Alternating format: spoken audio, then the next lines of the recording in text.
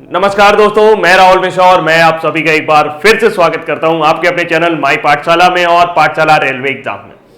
आप थोड़ा सा चौंक गए होंगे कि आज संडे को भी करंट अफेयर्स कैसे आ गया। थोड़ा सा परिवर्तन किया गया है और हम अपने पुराने पैटर्न पर लौट रहे हैं। पुराने पैटर्न के मुताबिक, यानी कि हम जैसे पहले आपको करंट अफेयर्स दिया करते थे वहां पर उसी तरीके से देने वाले हैं। उसमें क्या करने वाले हैं कि आपको मंडे को करंट अफेयर्स नहीं मिलेगा। अब आपका जो करंट अफेयर्स होगा वो मंगलवार से लेकर रविवार तक रोज सुबह 5 बजे आएगा।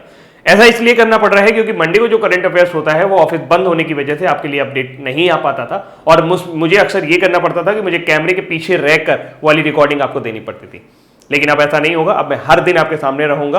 फिलहाल आज बहुत सारे इंपॉर्टेंट करंट अफेयर्स हैं, तो आज के करंट अफेयर्स मिस बिल्कुल भी मत करिएगा। मुझे पता है कि आप करंट अफेयर्स मिस नहीं करते हैं, लेकिन साथ साथ आप इसे शेयर भी नहीं करते हैं। तो थोड़ा सा इस संपत्ति को अपनी संपत्ति समझिए और इस वीडियो को थोड़ा सा शेयर कर दीजिए, लाइक भी कर दीजिएगा। आप कहेंगे सर कोई जबरदस्ती है क्या लाइक करने की? नहीं, कोई जबरदस्ती नहीं है भाई, रिक्वेस्ट है। अगर आप कर सकते हो तो कर दो। वैसे बहुत फ्रैक्शन ऑफ सेकंड भी नहीं लगेगा उसमें आपको लाइक करने में। एक बार आपको लाइक करना है, हाँ 2 बार लाइक मत कर देना क्योंकि जो लाइक होगा वो अनलाइक हो जाएगा।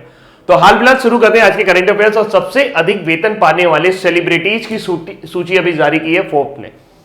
इसमें टॉप पर कौन आए हैं, कौन भारतीय शामिल हुए, इन सभी बातों के ऊपर चर्चा करेंगे। और ये है, शुरू होते हैं आज के 7 जून के करंट अफेयर्स। सबसे पहली जानकारी भी आपकी यहीं से जुड़ी हुई है कि काइली जेनर और कान्ये वेस्ट दोनों ही फिल्म एंड टेलीविजन इंडस्ट्री से जुड़े हुए हैं। जबकि काइली जेनर की बात करें तो वो एक अपनी कंपनी भी चलाती है ब्यूटी कॉस्मेटिक्स की, जिसे काइली कॉस्मेटिक के नाम से वो ब्रांड प्रमोशन करती हैं। और विश्व की सबसे युवा अरबपति की सूची में भी वो पहले नंबर पर है। हालांकि इस सूची में जो कि शामिल किए गए हैं, इसमें खिलाड़ी भी शामिल किए गए और इसमें सेलिब्रिटी भी शामिल किए गए, या मशहूर हस्ती समझ लीजिए, जिनका मतलब कुछ समाज में नाम है, सोसाइटी में नाम है या उनके फैन फॉलोइंग है, तो उनको इस लिस्ट में शामिल किया गया है। इसमें काइली जेनर और कान्ये वेस्ट पहले स्थान पर आए हैं, जबकि रोजर फेडरर और लियोनेल मेसी ये इन्होंने शीर्ष 10 में अपना स्थान बनाया है। भारत की तरफ से एकमात्र सेलिब्रिटी इसमें शामिल हुए हैं, वो है अक्षय कुमार।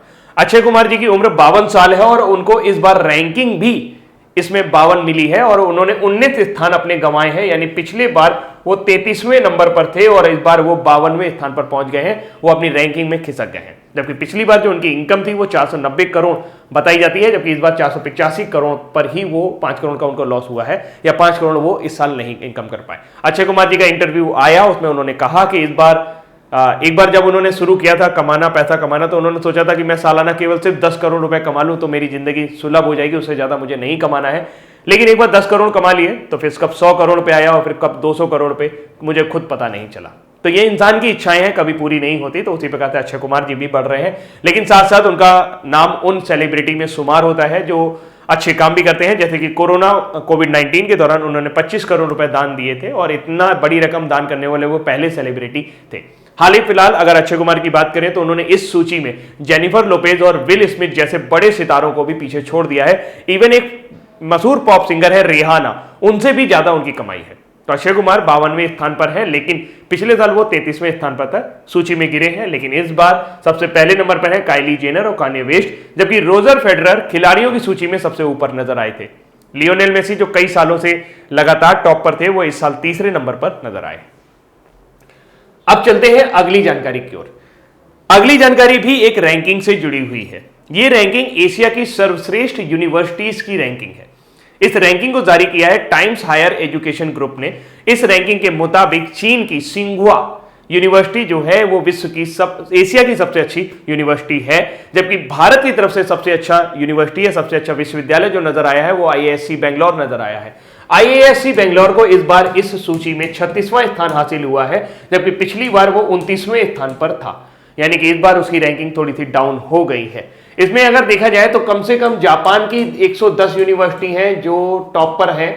इसके बाद चाइना का नंबर आता है जिसकी 86 यूनिवर्सिटीज हैं जो टॉप पर है, जबकि भारत जो है वो तीसरे नंबर पर आ रहा है जिसकी 56 यूनिवर्सिटी टोटल यहां पर इस लिस्ट में शामिल हुई हैं, जिसमें से भारत के 8 विश्वविद्यालयों को टॉप रैंकिंग टॉप 100 में शामिल किया गया है। एशियन यूनिवर्सिटी रैंकिंग 2020 एशिया के शीर्ष 100 विश्वविद्यालयों में 8 भारतीय विश्वविद्यालयों को भी स्थान मिला है। Ranking British ranking agency Times Higher Education द्वारा संचालित की जाती है। एशिया विश्वविद्यालय रैंकिंग में भारत के 8 विश्वविद्यालयों की सूची में भारतीय आईआईटी शामिल हैं, जिनमें दिल्ली, खड़गपुर, रोपड़, इंदौर, बंबई और रुड़की क्रमानुसार शामिल है। जबकि पहले नंबर पर आपका आईआईएससी बेंगलोर है जो भारत में रैंकिंग पर सर्वश्रेष्ठ है और इस बार इस रैंकिंग में इसकी जो रैंकिंग है वो 36 है। अगली जानकारी की तरफ चलते हैं। सुमेरु पैक्स। सुमेरु पैक्स क्या है?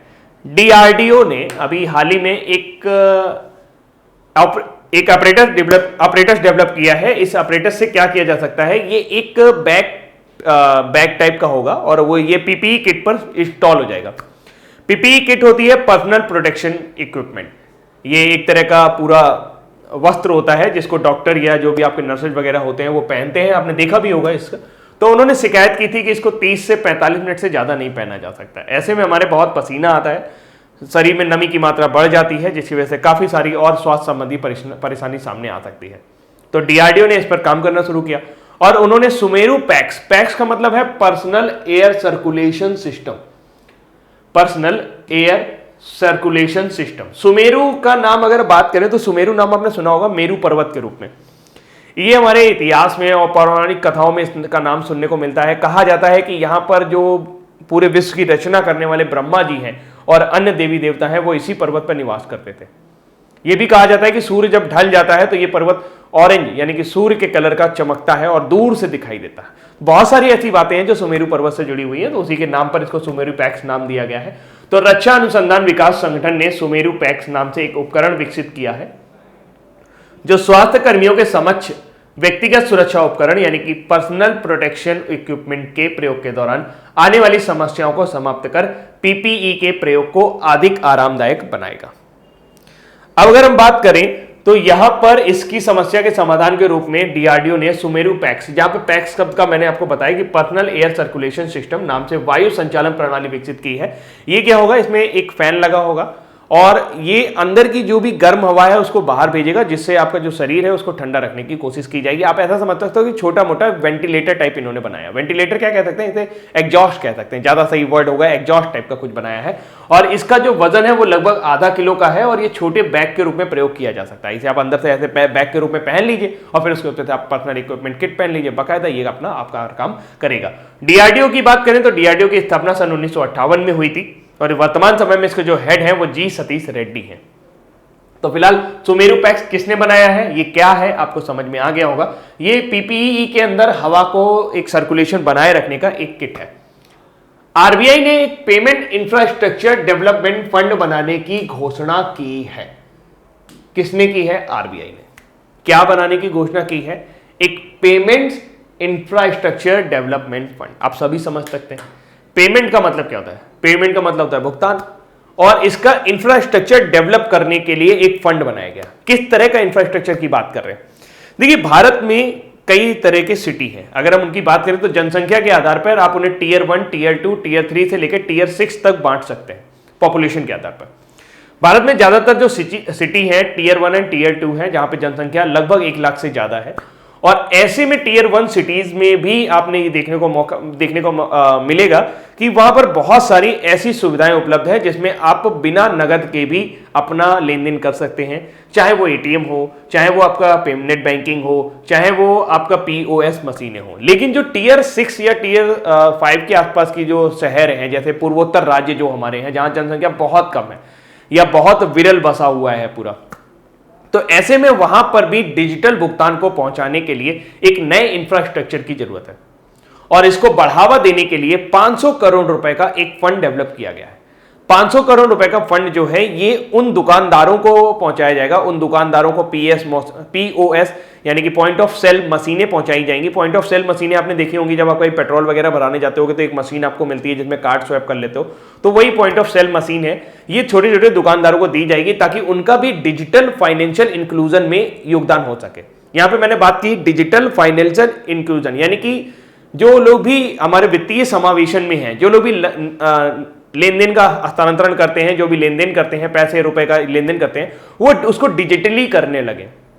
और इसके लिए ये फंड जुटाया गया है जिसमें 250 करोड़ तो आरबीआई ने डाल दिए हैं। बाकी 250 करोड़ वो लोग डालेंगे जो से वीजा कार्ड है, मास्टर कार्ड है और जो बैंक वगैरह है, जो भी कार्ड इशू करते हैं या जो भी इस तरह से पॉइंट ऑफ सेल का नेटवर्क इशू करते हैं, उन सभी के जरिए यहां पर 250 करोड़ रुपए और जुटाए जाएंगे और फिर 500 करोड़ रुपए से हमारे पूर्वोत्तर राज्यों में ये चीज डेवलप की जाएगी। बात हो रही थी क्या हुआ है, आरबीआई ने क्या किया है। आरबीआई ने डेवलप किया है पेमेंट इंफ्रास्ट्रक्चर डेवलपमेंट फंड। कितने रुपए का डेवलप किया है? 250 करोड़ रुपए का। 250 करोड़ रुपए और लिए जाएंगे। कहां से आएंगे? वो जो भी कार्ड इश्यूअर कंपनी है उनसे लिए जाएंगे। इसके अलावा पीओएस मशीन के जरिए कारोबारी डिजिटल तरीके से भुगतान स्वीकार कर सकते हैं। इससे उन्हें नकदी को संभालने की झंझट नहीं रहेगी और पिछले कुछ समय से आरबीआई देश में ई भुगतान प्रणालियों के उपयोग को बढ़ावा देने की कोशिश कर रहा है। इस फंड से केवल टीयर 3 से लेकर टीयर 6 देशों के केंद्रों और पूर्वोत्तर राज्यों के कारोबारियों को पॉइंट ऑफ सेल मशीन अपनाने के लिए प्रोत्साहित किया जाएगा, क्योंकि भाई उन्हें आप पॉइंट ऑफ सेल मशीन दोगे तो उन्हें वो क्यों खरीदेंगे, उनका काम चल रहा है, तो आपको उन्हें फ्री में देना पड़ेगा। भाई ये मशीन रख ले और इससे आप जब पेमेंट करोगे तो आपके अकाउंट में अपने आप ट्रांसफर हो जाएगा, तब वो ये मशीन का उपयोग करना शुरू करेंगे। फिलहाल थोड़ा सा और बात करते हैं टीयर के बारे में। भारत में जो पॉपुलेशन के हिसाब से क्लासिफिकेशन किया गया है वो 6 शहरों तक किया गया है। टीयर 1 में वो शहर आते हैं जिनकी जनसंख्या 1 लाख से ज्यादा है। टीयर 2 में 50,000 से 99,999 तक आते हैं। टीयर 3 में 20,000 से लेकर 50,000 तक। टीयर 4 में 10,000 से लेकर 20,000 तक। टीयर 5 में 5,000 से लेकर 9,999 तक और 6,000 टीयर 6 में 5,000 से भी कम जिनकी जनसंख्या है वो शामिल होते हैं। अब यहां पर एक क्वेश्चन ऑफ द डे बनता है, आपको बताना है कि भारत का सबसे कम जनसंख्या वाला राज्य, बहुत आसान क्वेश्चन है, भारत का सबसे कम जनसंख्या वाला राज्य कौन सा है? कमेंट सेक्शन पे फटाफट से लिखकर बताइए। आरबीआई की बात करें तो आरबीआई का जो स्थापना हुई थी वो 1 अप्रैल 1935 में कोलकाता में हुई थी, लेकिन बाद में जो इसका मुख्यालय है वो मुंबई ट्रांसफर कर दिया गया था। वर्तमान समय में शक्तिकांत दास आरबीआई के 25वें गवर्नर हैं और इनको अभी हाल ही में Asia Pacific banker of the year award भी दिया गया था। आरबीआई के एक मैनेजिंग डायरेक्टर थे, नाम था उनका विरल आचार्य, उन्होंने इस्तीफा दे दिया और उन्होंने इस्तीफा दिया तो उनकी जगह एक नए आए माइकल देवव्रत पात्रा, क्योंकि Michael Devvrat Patra monetary policy committee से आए थे, तो वहां पे भी एक जगह खाली हो गई, तो वहां पे जो अपॉइंटमेंट हुआ वो जनक राज जी का हुआ। याद रखेंगे, विरल आचार्य गए, माइकल देवव्रत पात्रा आए, माइकल देवव्रत पात्रा की जगह कौन आया? जनक राज जी आए। जनक राज जी अब मॉनेटरी पॉलिसी कमेटी के एग्जीक्यूटिव डायरेक्टर हैं और आपके मैनेजिंग डायरेक्टर जो वर्तमान समय में विरल आचार्य की जगह है वो माइकल देवव्रत पात्रा हैं और जनक राज जो है वो मॉनेटरी पॉलिसी कमेटी में चले गए हैं। हाल फिलहाल ये जानकारी थी। आरबीआई ने क्या डेवलप किया है? एक पेमेंट इंफ्रास्ट्रक्चर डेवलपमेंट फंड। अगली जानकारी है नगर वन कार्यक्रम, बेहद इंपॉर्टेंट। जो लोग भी एसएससी वगैरह की तैयारी कर रहे हैं, जो लोग भी यूपीपीसीएस की तैयारी कर रहे हैं, जो भी यूपीएससी की तैयारी कर रहे हैं, उनके लिए बेहद इंपॉर्टेंट। नगर वन, नगर वन मतलब अर्बन फॉरेस्ट। ये कंसेप्ट क्या है? देखिए, हम सभी को पता है कि जैसे जैसे हमारी आबादी बढ़ रही है वैसे वैसे हम क्या करने लगे, हम जंगलों को काटने लगे। जंगलों को काटने लगे तो हमारे यहाँ जो वनीकरण है वो कम होता जा रहा है। अब इस वनीकरण को बनाए रखने के लिए एक नई योजना इस बार विश्व पर्यावरण दिवस के अवसर पर, विश्व पर्यावरण दिवस 5 जून को मनाया गया। विश्व पर्यावरण दिवस की इस बार की जो थीम थी वो बायोडाइवर्सिटी, या आप उसे सेलिब्रेटिंग बायोडाइवर्सिटी भी कह सकते हैं, लेकिन इससे हटकर इंडिया ने क्या किया, यहां पर एक नगर वन यानी अर्बन फॉरेस्ट स्कीम को शुरू किया। अर्बन फॉरेस्ट स्कीम का जो मेन उद्देश्य है वो ये है कि अगले 5 सालों में 200 शहरी वन विकसित किया जाएगा। यानी शहर के अंदर एक ऐसी जगह जहां पर वन नहीं है लेकिन वो लैंड खाली पड़ी है, तो वहां पर वनीकरण किया जाएगा। अब वनीकरण के लिए पैसा कहां से आएगा? वनीकरण के लिए जो पैसा है वो आपका कैंपा फंड से आएगा। अब ये क्या होता है सर, कैंपा फंड क्या होता है? देखिए, कैंपा फंड जो दोस्तों होता है इसका वैसे तो फुल फॉर्म है compensatory afforestation management and promotion authority.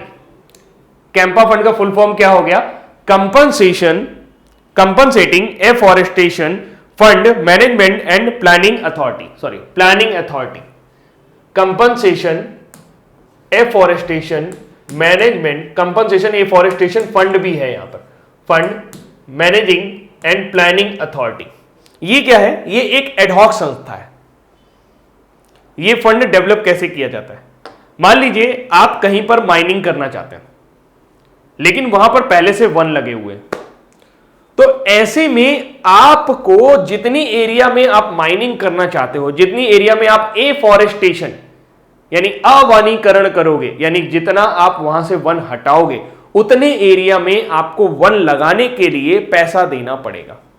और इससे वो कंपनी जो होती है वो अपना फंड जो पैसा देती है उसको इस फंड में डाला जाता है, जिसे कैंपा फंड कहते हैं। कैंपा फंड का फुल फॉर्म बहुत इंपॉर्टेंट है, इसको याद रखिएगा, मैं अक्सर इसको भूल जाता हूं। Compensatory afforestation fund management and planning authority. इस फंड का 90% उस राज्य सरकार के हाथ में होता है जिस राज्य की लैंड फॉरेस्टेशन से हटाकर वहां पर माइनिंग की अथॉरिटी दी जाती है या इंडस्ट्री लगाने की अथॉरिटी दी जाती है, जबकि इसका 10% सेंट्रल गवर्नमेंट को चला जाता है। ये कैंपा फंड हो गया। तो नगर वन कार्यक्रम क्या करेगा? नगर वन कार्यक्रम कैंपा फंड का पैसा जो 90% है उसका उपयोग करेगा और अगले 5 सालों में 200 शहरों के अंदर जहां पर भी जो लैंड खाली पड़ी है वहां पर वनीकरण करेगा।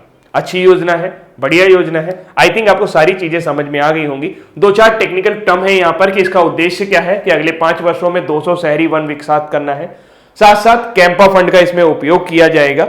और अगर हम देखें तो एक पुणे में इस तरह का रोल मॉडल डेवलप किया गया है जिसे वारजे अर्बन फॉरेस्ट नाम का ये पहला रोल मॉडल है जो कि पुणे में है और इसी के आधार पर पूरे देश के 200 शहरों पर डेवलप किया जाएगा। ये डेवलप हो चुका है, ये पुणे में है, इसको याद रखिएगा, वारजे अर्बन फॉरेस्ट, इसको जरूर याद रखिएगा। 3 पॉइंट आप याद रखिए। क्या हुआ कि भाई विश्व पर्यावरण दिवस पर हमारे केंद्रीय मंत्री प्रकाश जावड़ेकर जी ने क्या किया? नगर वन कार्यक्रम की शुरुआत की। इसका उद्देश्य है अगले 5 सालों में 200 शहरी वन विकास करना। वारजे अर्बन फॉरेस्ट जो कि पुणे में स्थित है, इसके आधार पर रोल मॉडल से विकास करेंगे। पैसा कहां से आएगा? पैसा कैंपा फंड से आएगा। अगली जानकारी की तरफ चलते हैं।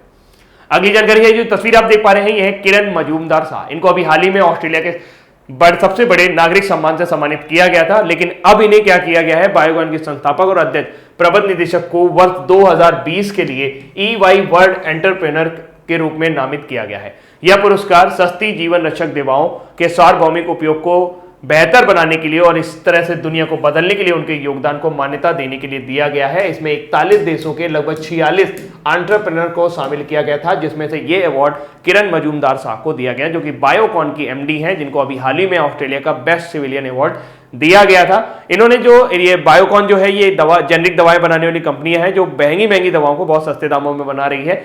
इससे अलावा यह पुरस्कार ऐसा नहीं है कि पहली बार इन्हें मिला है, ये वैसे तो तीसरी भारतीय हैं जिनको यह पुरस्कार मिला है, लेकिन ये पहली भारतीय महिला है और दूसरी महिला है जिनको यह पुरस्कार प्राप्त हुआ है। पहली भारतीय महिला यानी कि पहली भारतीय महिला, भारत की तरफ से पहली महिला है जिनको यह अवार्ड मिला है, लेकिन ये महिला के नंबर पे दूसरी है, क्योंकि इससे पहले सिंगापुर की हाईफ्लक्स लिमिटेड की ओलिविया लुम को ये पुरस्कार उन्होंने 2011 में जीता था। उसके बाद ये दूसरी महिला है।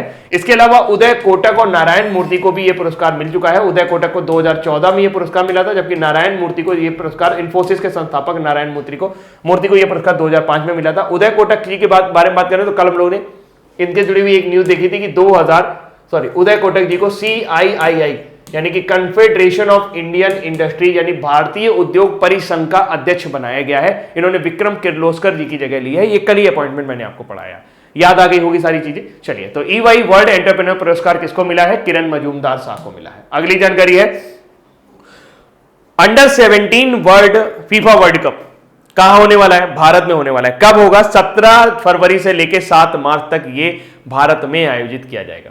वैसे तो ये 2020 में ही हो जाता, लेकिन 17 फरवरी से कोविड-19 की वजह से इसको टाल दिया गया। अब ये 17 फरवरी से 7 मार्च के दौरान 2021 में भारत में आयोजित होगा। जबकि अंडर 20 फीफा वर्ल्ड कप आपका कोस्टा रिका और पनामा में आयोजित किया जाएगा। इसके अलावा एशियन वुमेन कप 2022 जो है ये भारत को इसकी मेजबानी मिलने वाली है।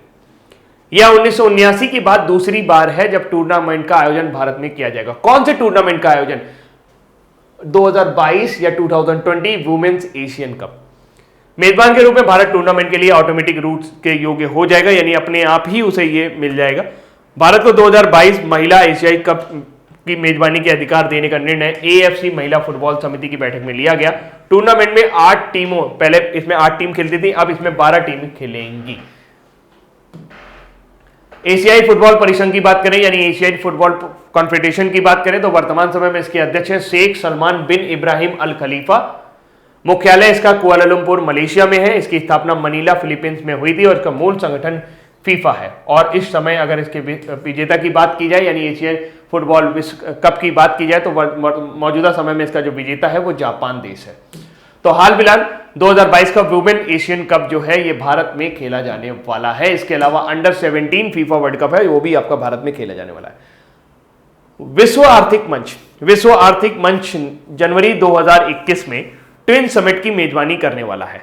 ट्विन समिट प्रतिभागियों की हिस्सेदारी के साथ साथ वर्चुअल माध्यम से दावोस में आयोजित की जाएगी, जिससे विश्व प्रमुख सरकारी और व्यापारिक नेता हिस्सा लेंगे। इस शिखर सम्मेलन का जो विषय रहेगा वो रहेगा the great reset.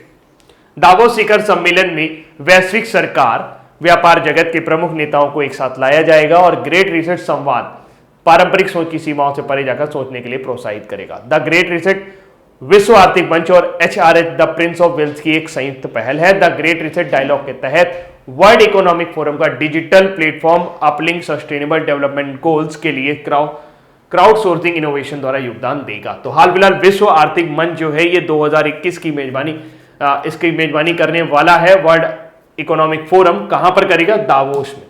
World economic forum की बात करें तो इसका मुख्यालय स्विट्जरलैंड में स्थित है, जेनेवा स्विट्जरलैंड में स्थित है और इसके जो संस्थापक थे वो क्लास एम श्वाब थे। वर्तमान समय में इसके जो लीडर हैं वो भी क्लास एम श्वाब हैं और ये जनवरी 1971 में इसकी गठन किया गया था। विश्व आर्थिक फोरम एक गैर लाभकारी संस्था है। इसका जो मेन मोटिव है वो सभी देशों के बीच में एक आर्थिक इकोनॉमिक जो है वो सामंजस्य बनाए रखना है। अगली जानकारी है, बुकलेट लॉन्च की गई है safe online learning in the times of कोविड-19 के मुताबिक। तो मानव संसाधन विकास मंत्री श्री रमेश पोखरियाल निशंक ने safe online learning in the times of कोविड-19 नामक एक इंफॉर्मेशन बुकलेट लॉन्च की है। ये बुकलेट किसने लॉन्च की है? मानव संसाधन विकास मंत्री रमेश पोखरियाल निशंक जी ने। क्यों? ताकि ऑनलाइन सुरक्षित रहने के बारे में छात्रों शिक्षकों के बीच में जागरूकता बढ़ाई जा सके और इसमें दो लोगों ने इसमें भूमिका निभाई है, एक है NCERT और एक है आपका UNESCO. Safe online learning in the times of covid booklet बच्चों युवाओं के लिए क्या करें क्या ना करें, किस प्रकार कोरोना वायरस से बचें और उनके पढ़ाई में जो नुकसान हुआ है उसको कैसे भरपाई करें, इन सब के लिए उनको गाइड करेगा। तो फिलहाल ये बुकलेट लॉन्च की है आपके MHRD ने। और इसके अलावा अगर हम NCERT की बात करें तो NCERT का जो मुख्यालय है वो नई दिल्ली में है। वर्तमान समय में इसके निर्देशक यानी डायरेक्टर जनरल है ऋषिकेश सेनापति। यूनेस्को की बात करें तो United Nation Educational Scientific and Cultural Organization इसका फुल फॉर्म है। इसका स्थापना 16 नवंबर 1945 को लंदन यूनाइटेड किंगडम में किया गया था, लेकिन इसका मुख्यालय पेरिस में है, फ्रांस में। वर्तमान समय में आंद्रे एजोले जो है वो आपके यूनेस्को के हेड हैं। अगली जानकारी है, ये थोड़ा सा सोचने में अजीब लग रहा है और ये जब मैं खबर आपको सुनाऊंगा, जब ये बात आपको बताऊंगा तो अभी आपको थोड़ा सा अजीब लगेगा कि एक्चुअल में कुछ होना नहीं चाहिए जैसा जैसा हो रहा है। यहां पे दिखाया जा रहा है कि बेरोजगारी की जो दर है वो थोड़ी सी कम हुई है। कैसे? हाल ही में जारी आवधिक श्रम बल सर्वेक्षण यानी कि पीरियोडिक लेबर फोर्स सर्वे के अनुसार वर्ष 2018-19 में भारत की बेरोजगारी की दर में कमी आई है। चौंकाने वाली बात है। जहां एक और वर्ष 2017-18 में ये 6.1% थी, वहीं 2018-19 में ये घटकर 5.8% रह गई है। सांख्यिकी एवं कार्यान्वयन मंत्रालय द्वारा जारी PLFS 2018-19 के अनुसार इस अवधि के दौरान श्रम बल भागीदारी दर में 37.5% के साथ मामूली सुधार हुआ है, जो कि 2017-18 में 36.9% था। ग्रामीण क्षेत्र में पुरुषों में बेरोजगारी दर 5.6% थी और महिलाओं में 3.5%, जबकि नगरीय क्षेत्र में यह दर पुरुषों में 7.1% तथा महिलाओं में 9.9% थी। रिपोर्ट के अनुसार ग्रामीण क्षेत्र में एक कामगार ने औसतन करीब 45 घंटे कार्य किया, जबकि नगरीय क्षेत्र में एक सप्ताह में एक विशिष्ट अवधि के दौरान एक कामगार ने औसतन 50 घंटे काम किया है। तो इसमें इंपॉर्टेंट क्या बनता है? इसमें इंपॉर्टेंट ये रहता है कि इस सर्वे के मुताबिक भारत की जो बेरोजगारी दर है वो 2018-19 में कितनी रही है? 5.8%। अब ये 2018-19 का आंकड़ा है, 2019-20 का आना बाकी है, 2020-21 का तो जाने कब आएगा। तो हाल फिलहाल बस इतना ही याद रखेंगे, 5.8% तो पर्याप्त रहेगा। अगली जानकारी है, राष्ट्रीय बाघ संरक्षण के हालिया आंकड़ों के अनुसार देश में 8 वर्षों के दौरान, पिछले 8 सालों के दौरान हमारे देश में 750 बाघों की मौत हुई है। इन मौतों में 369 प्राकृतिक कारणों से हुई है और 168 का अभी भी अवैध शिकार किया गया। मध्य प्रदेश राज्य में सबसे अधिक 173 बाघों की मौत हुई है और इसके बाद महाराष्ट्र का स्थान है। आंकड़ों में यह भी बताया गया कि 2012 और 2019 के बीच देश भर में विभिन्न प्राधिकरणों द्वारा 101 बाघों को पकड़ा गया है, चाहे वो चिड़ियाघर के लिए हो, चाहे वो किसी भी वन्य जीव प्राधिकरण के द्वारा हो, उन्हें पकड़ा गया है। और हाल फिलहाल अगर हम देखें तो टाइगर सेंसस जारी हुआ था 2019 में, उसमें बताया गया था कि भारत में अभी 2967 बाघ हैं, 2967, यहाँ पे उल्टा लिखा हुआ है, 2967 होना चाहिए था, ठीक है। तो अभी बात करें तो ये हमें पता चला कि 2006 में हमारे पास 1411 टाइगर थे, जो 2018 में यानी कि लगभग 12 साल में डबल हो गए, 2967 टाइगर हो गए। वर्तमान समय में सबसे ज्यादा टाइगर मध्य प्रदेश में है 526, फिर उसके बाद कर्नाटका का नंबर आता है जहां 524 टाइगर हैं। इसके अलावा एक और इंपॉर्टेंट क्वेश्चन बनता है प्रोजेक्ट टाइगर से जुड़ा हुआ, क्योंकि इसकी शुरुआत कब की गई। किसी भी एग्जाम में ये पूछा जा सकता है कि कौन सा प्रोजेक्ट कब शुरू किया गया। तो 4 मेन प्रोजेक्ट हैं जो आपको याद रखने चाहिए। प्रोजेक्ट टाइगर की जो शुरुआत थी ये 7 अप्रैल 1973 में बाघ संरक्षण नियम के अनुसार की गई, बाघ संरक्षण विधेयक के अनुसार की गई। जबकि प्रोजेक्ट क्रोकोडाइल 1975 से 1982 तक चलाया गया, जो भी घड़ियाल है उनको बचाने के लिए। और प्रोजेक्ट एलिफेंट 1992 में शुरू हुआ, जबकि एशियाटिक लायन री इंट्रोडक्शन प्रोजेक्ट जो है ये 2004 में शुरू हुआ। ये कब शुरू हुए ये आपको जरूर याद रखना चाहिए। तो फिलहाल अभी के लिए इतना ही, और अब बात करते हैं हम लोग वन लाइनर पर। किस संगठन ने पीपीई पहनने वालों की मदद के लिए सुमेरु पैक्स नामक उपकरण विकसित किया है? तो वो है डीआरडीओ यानी कि रक्षा अनुसंधान विकास संगठन। वार्षिक आवधिक श्रम बल सर्वेक्षण के अनुसार जुलाई 2018 से जून 2019 के दौरान भारत की बेरोजगारी दर कितनी रही है? वो 5.8% रही है। राष्ट्रीय बाघ संरक्षण प्राधिकरण के आंकड़ों के अनुसार किस भारतीय राज्य ने बाघों की सबसे ज्यादा मौत हुई है? तो वो मध्य प्रदेश में रहा, जहां 173 बाघों की मौत नजर आई। 2022 महिला एशियाई कप की मेजबानी कौन सा देश करने वाला है? तो वो इंडिया करेगा। किसको वर्ष 2020 के लिए ईवाई वर्ल्ड एंटरप्रेन्योर के रूप में नामित किया गया है? तो वह किरण मजूमदार शाह। सरकार ने पूरे देश में शहरी वन विकसित करने के लिए यानी अर्बन फॉरेस्ट विकसित करने के लिए कौन सी योजना शुरू की है? तो वह है नगर वन। रमेश पोखरियाल निशंक जी ने safe online learning in the times of कोविड-19 नामक एक इंफॉर्मेशन बुकलेट जारी की है। किन 2 संस्थाओं के सहयोग से जारी की है? एक एनसीईआरटी है और एक यूनेस्को है। विश्व आर्थिक मंच जनवरी 2021 में यूनिक ट्विन समिट की मेजबानी करने वाला है, और इसका विषय क्या रखने वाले हैं? इसका विषय रखने वाले हैं द ग्रेट रीसेट। किसने पेमेंट इंफ्रास्ट्रक्चर डेवलपमेंट फंड बनाने की घोषणा की है? आरबीआई ने। सबसे अधिक वेतन पाने वाले सेलिब्रिटीज की फोर्ब्स वार्षिक सूची में कौन शीर्ष पर रहा है? तो काइली जेनर और कान्ये वेस्ट, जबकि अक्षय कुमार एकमात्र इंडियन सेलिब्रिटी हैं जो 52वें स्थान पर हैं। एशिया यूनिवर्सिटी रैंकिंग 2020 में एशिया के शीर्ष 100 विद्यालयों में भारत के कितने विद्यालय स्थान पा पाए हैं? तो वो है टाइम्स हायर एजुकेशन ग्रुप द्वारा दी गई इस रैंकिंग में भारत के 8 विश्वविद्यालय हैं जिन्होंने स्थान पाया है। अब बारी है आज के हमारे क्विज की, फटाफट से करते तेजी के साथ। 2022 महिला एशियाई कप की मेजबानी किस देश को करनी है? तो वो है इंडिया। किसको 2020 के लिए ईवाई वर्ल्ड एंटरप्रेन्योर के रूप में नामित किया गया है? तो उनका नाम है किरण मजूमदार शाह। सरकार ने पूरे देश में शहरी वन विकसित करने के लिए कौन सी योजनाओं का क्रियान्वयन शुरू किया है? तो वह है नगर वन योजना। किस संगठन ने पीपीई पहनने वालों की मदद के लिए सुमेरु पैक्स नाम का एक उपकरण विकसित किया है ताकि जो एयर सर्कुलेशन है वो मेंटेन रहे? तो डीआरडीओ ने। वार्षिक आवधिक श्रम बल सर्वेक्षण के अनुसार जुलाई 2018 से जून 2019 के बीच भारत की बेरोजगारी दर कितनी रही है? तो वह 5.8%। राष्ट्रीय बाघ संरक्षण प्राधिकरण के आंकड़ों के अनुसार किस भारतीय राज्य में बाघों की संख्या सबसे अधिक मौतें हुई हैं? तो वो रहा मध्य प्रदेश। सबसे ज्यादा बाघ भी वहां है, मौत भी सबसे ज्यादा वहीं हुई। रमेश पोखरियाल निशंक ने safe online learning in the times of कोविड-19 नामक इंफॉर्मेशन बुकलेट लॉन्च की है जो एनसीईआरटी और यूनेस्को के सहयोग से बनाई गई है। किस विश्व आर्थिक मंच यानी वर्ल्ड इकोनॉमिक फोरम जनवरी 2021 में एक यूनिक ट्विन समिट की मेजबानी करने वाला इस शिखर सम्मेलन का विषय क्या होगा? The great reset. किसने पेमेंट इंफ्रास्ट्रक्चर डेवलपमेंट फंड बनाने की घोषणा की है? तो वो है आरबीआई। सबसे अधिक वेतन पाने वाले सेलिब्रिटी की फोर्ब्स वार्षिक सूची में कौन शीर्ष पर रहा है? तो काइली जेनर और Kanye West. Asia university ranking में 2020 में एशिया के शीर्ष 100 विश्वविद्यालयों में कितने भारतीय विश्वविद्यालयों को स्थान दिए गए हैं? तो 8 भारतीय विश्वविद्यालयों को स्थान मिले जिनमें आईआईएससी बैंगलोर टॉप पर आया है। तो दोस्तों ये थे आज के हमारे इंपॉर्टेंट करंट अफेयर्स और उम्मीद करते हैं ये करंट अफेयर्स आपको पसंद आए होंगे। अभी के लिए इतना ही रखता हूं। Thank you so much, bye bye.